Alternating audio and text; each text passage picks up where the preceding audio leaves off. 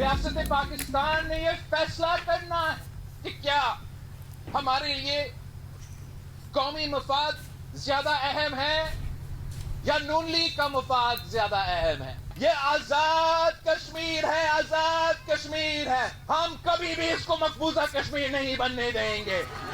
मीरपुर के अवाम को सलाम पेश करता हूं, आपने पाकिस्तान पीपल्स पार्टी को अक्सरियत दिलवा दी है।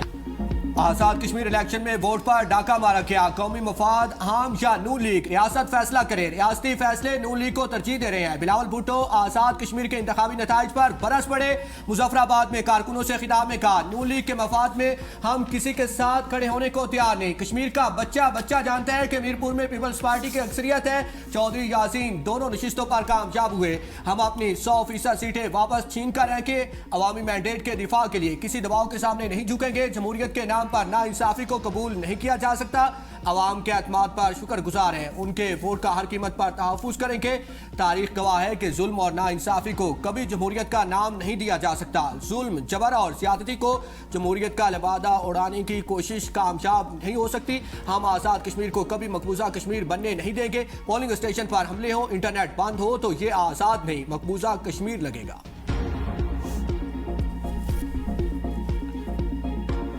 भुट्टो साहब, मैं आपको ये समझाना चाहती हूँ, ये बताना चाहती हूँ कि इलेक्शन का फ़ैसला रियासत नहीं करती, इलेक्शन का फ़ैसला अवाम करते हैं।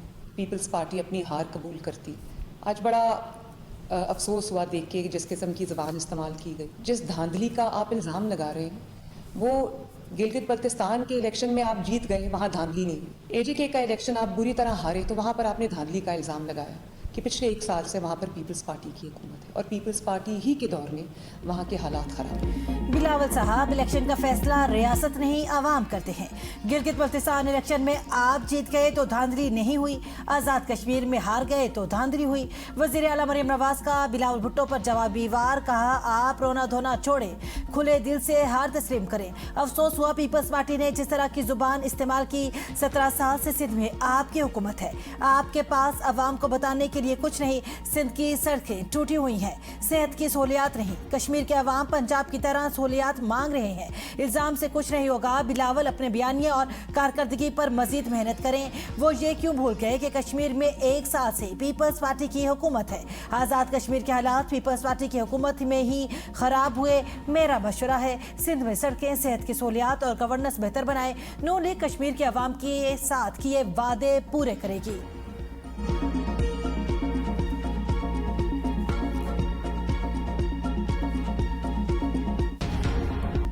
आजाद कश्मीर इलेक्शन का पहला मरला, नून लीग के नाम 13 हलकों में 9 नशिस्तों पर कामयाब। पीपल्स पार्टी के हिस्से में 4 सीटें आई। LA1 से मुस्लिम लीग नून के असर सादिक 15,427 वोट लेकर जीत गए। LA2 पीपल्स पार्टी के कासिम मजीद 12,904 वोट लेकर फातेह। LA3 से पीपल्स पार्टी के चौधरी यासिर सुल्तान 12,590 वोट लेकर कामयाब। LA4 से नून लीग के चौधरी रुखसार अहमद 20,172 वोट लेकर जीत गए। LA5 से नून लीग के वकार अहमद नूर ने 29,821 वोट लेकर मैदान मार लिया। LA6 से नून लीग के मोहम्मद रसाक चौधरी 30,073 वोट लेकर कामयाब। LA7 से नून लीग के चौधरी तारिक फारूक 35,490 वोट लेकर जीत गए।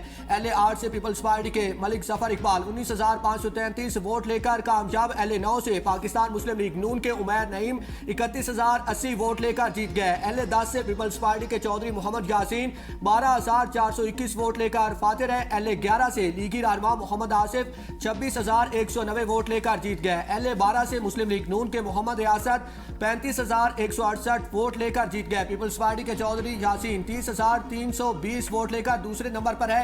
LA13 से नून लीग के अयास अहमद ने 21,856 वोट लेकर मैदान मार लिया। दूसरे मरहले के इलेक्शन इतवार को होंगे।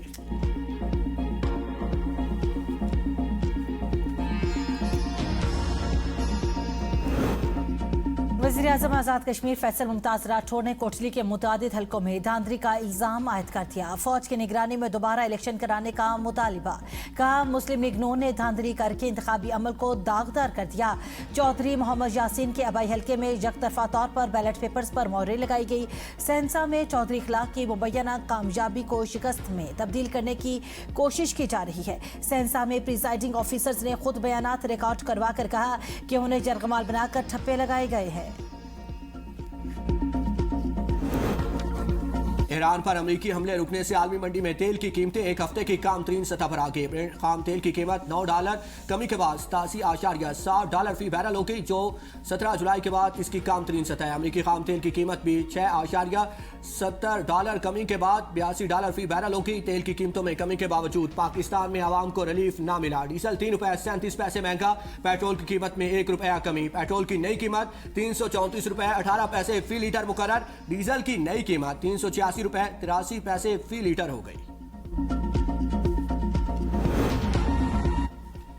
अब नए हुर्मुज़ पर अमेरिका का मुकम्मल कंट्रोल है। जब चाहूं ईरान के पुल और पावर प्लांट्स तबाह कर सकता हूं, लेकिन अभी ईरानी तवानाई तंसीबात पर हमला नहीं करना चाहता। डोनाल्ड ट्रंप की अमेरिकी मीडिया से टेलीफोनिक गुफ्तगू, कहते हैं इस वक्त हमारी पोजीशन मजबूत है, ईरान को अब मुआहिदों की खिलाफ वर्जी नहीं करने देंगे। मुआहिदा ना हुआ तो मिशन मुकम्मल करेंगे। ईरान का ज़ेर ज़मीन जौहरी मकाम हमारे लिए कोई बड़ा मसला नहीं, इस पर हमारी मुसलसल नजर है। अगर मुआहिदा ना हुआ तो इसको आसानी से निशाना बनाएंगे। ईरान की जौहरी तंसीबात को तबाह कर दिया, उन्हें कभी जौहरी हथियार हासिल नहीं करने देंगे। वो भी इस हकीकत को समझते हैं। ईरान के साथ बातचीत चल रही है। ईरान के साथ मुआहिदा करना ईरान को तबाह करने से बेहतर है। मुज़ाकरात नाकाम हुए तो सख्त फौजी कार्रवाई की जाएगी। अब्बास इराकी का ओमानी सऊदी हमनसब से राब्ता। अबनाए हुर्मुज़ समेत खित्ते की सूरत हाल पर तबादला ख्याल। ईरानी मीडिया के मुताबिक दौरान गुफ्तगू अबनाए हुर्मुज़ की सूरत हाल, खित्ते में कशीदगी में कमी और अमन अमान के क़याम के लिए सिफारती कोशिशों पर तबादला ख्याल किया गया। रहनुमाओं ने खित्ते में इस्तेहकाम के लिए सिफारती ताउन बढ़ाने की ज़रूरत पर जोर दिया। ईरान, सऊदी अरब और ओमान ने मुश्तरका सिफारती कोशिशों को मज़ीद मौसर बनाने पर इत्तफाक किया। दूसरी जानिब बरतानवी खबरसां एजेंसी ने दावा किया है कि ओमान ने अबनाए हुर्मुज़ के लिए इलाकाई मुश्तरका निज़ाम के तहत रसाकराना तौर पर फीस वसूली की नई तजवीज़ ईरान को पेश की है। ओमानी तजवीज़ को खित्ते के ममालिक की हमायत हासिल है। ओमानी तजवीज़ के तहत अबनाए हुर्मुज़ पर सिर्फ ईरान का वाहिद कंट्रोल नहीं होगा। अबनाए हुर्मुज़ का इंतज़ाम मुश्तरका इलाकाई निज़ाम के तहत किया जाएगा।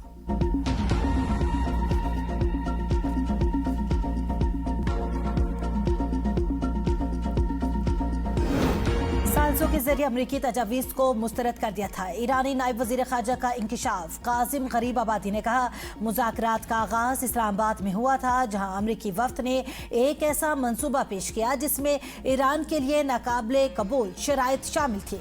तेहरान ने उन मुतालबात को फौरी तौर पर मुस्तरद कर दिया क्योंकि वो ईरान के बुनियादी मौक़िफ़ से मुतसादिम थे। अमरीकी वफ़द ने पहले ही वाज़े कर दिया था कि अगर उनकी तजावीज़ कबूल ना की गई तो मुज़ाकरात को नाकाम तस्वुर किया जाएगा। आखिरकार यही हुआ। अमरीकी नुमाइंदे मुज़ाकरात ख़त्म करके रवाना हो गए। ईरान ने इज़्ज़त नफ्स और कौमी मफादात पर कोई समझौता नहीं किया। अबनाए हुर्मुज़ की सूरत हाल पर ओमान में भी राबते हुए, तहम अबनाए हुर्मुज़ को बंद रखने से मुतालिक ईरान की पॉलिसी बदस्तूर बरकरार है।